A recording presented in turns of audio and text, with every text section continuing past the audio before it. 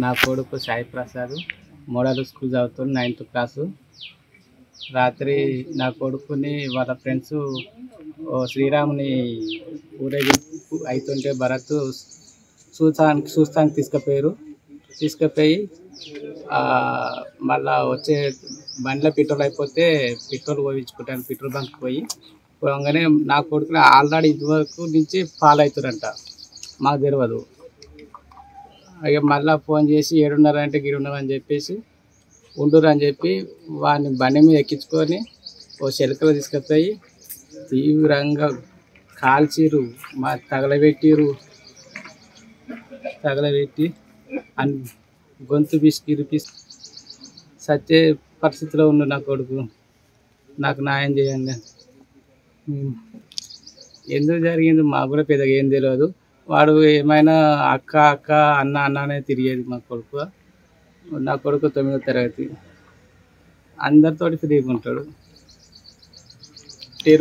వాళ్ళని కూడా ఇప్పుడు వాళ్ళు భువనగిరికి హాస్పిటల్ వేరు అది ఏం జరగాలి.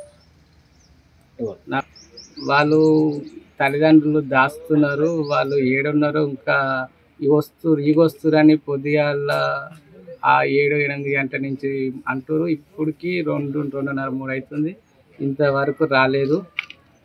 వాళ్ళని పట్టుకొచ్చి వాళ్ళని శిక్షించి మాకు న్యాయం చేయాలి.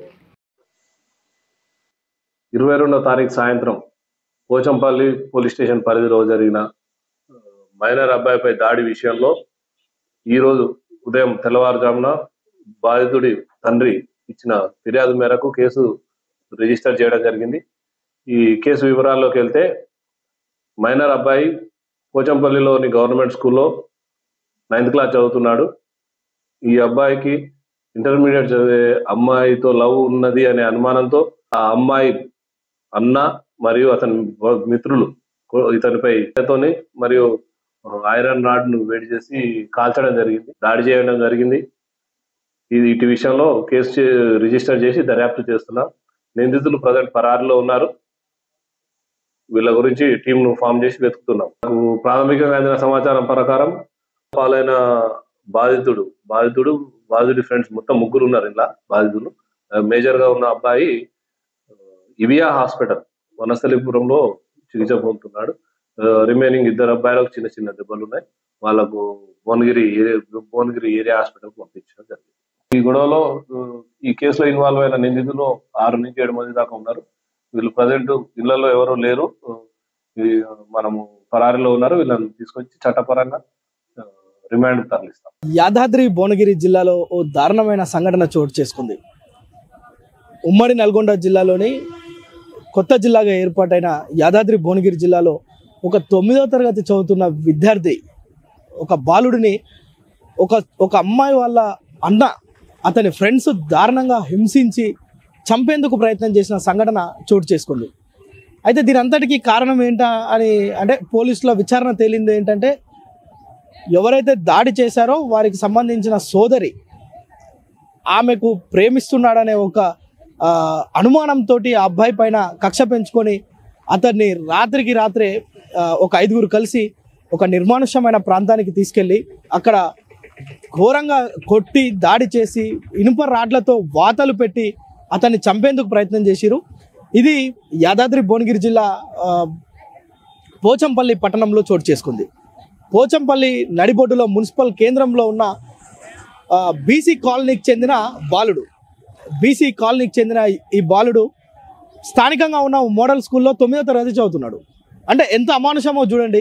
9వ తరగతి చదువుతున్న బాలుడు అమ్మాయి అంటే ఇంటర్మీడియట్ ఫస్ట్ ఇయర్, అదే కాలనీకి చెందిన అమ్మాయి, అదే బీసీ కాలనీకి చెందిన అమ్మాయి స్థానికంగా ఉన్న ఓ కళాశాలలో ఇంటర్మీడియట్ చదువుతుంది. సో ఒకటే కాలనీ ఒకటే దగ్గర ఉండడంతో కొంత చనువుగా ఉండొచ్చు అబ్బాయి 9వ తరగతి, అమ్మాయి ఇంటర్మీడియట్. సో ఈ నేపథ్యంలో ఇద్దరు కొంత క్లోజ్గా ఉంటున్న నేపథ్యంలో ఆ అన్న చూసి అంటే వీళ్ళు ఏదో ప్రేమించుకుంటున్నారు అనే ఒక అనుమానం పెంచుకొని వాళ్ళ స్నేహితులతో కలిసి సోమవారం రాత్రి అయోధ్య రాముడి విగ్రహ ప్రతిష్ఠ అనంతరం పోచంపల్లిలో కూడా రామాలయం యొక్క విగ్రహాన్ని ఊరేగింపు నిర్వహిస్తున్నారు.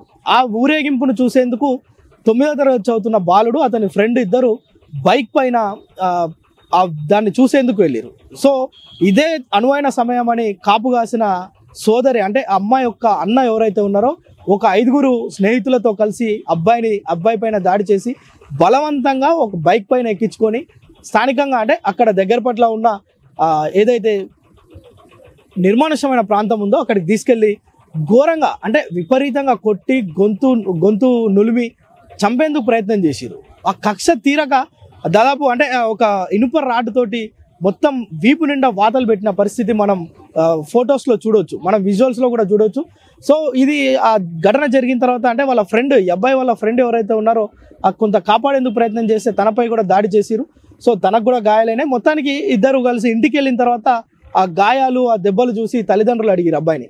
9వ తరగతి చదువుతున్న అబ్బాయిని తల్లిదండ్రులు అడగడంతో జరిగిన విషయం అంతా చెప్పడంతో ఆ పోచంపల్లి పోలీస్ స్టేషన్లో కేసు పెట్టడం జరిగింది. సో దీంతో వారు చౌటుప్పల్ కోర్టులో వారిని నిందితులను హాజరుపరిస్తే జైలు శిక్ష విధించడం చూస్తున్నాం, రిమాండ్కు తరలించారు.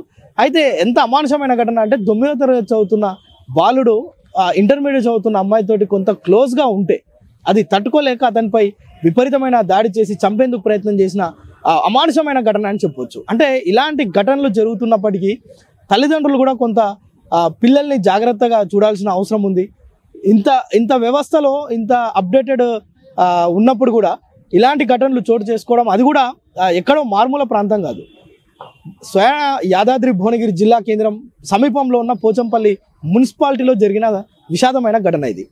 ప్రస్తుతం అబ్బాయిని హైదరాబాద్లోని ఓ ప్రైవేట్ ఆసుపత్రిలో చికిత్స అందిస్తున్నారు.